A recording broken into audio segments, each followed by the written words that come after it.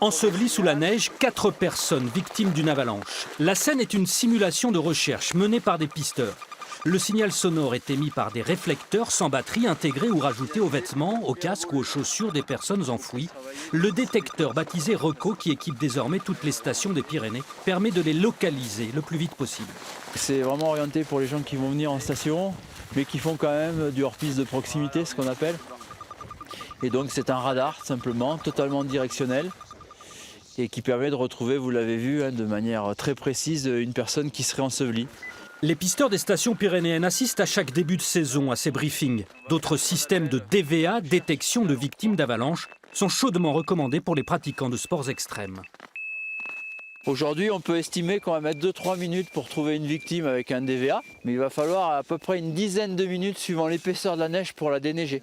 On pratique, on voit les problématiques, on s'entraîne aussi et on échange aussi sur les petits problèmes qu'on peut rencontrer et les expériences passées dans les stations.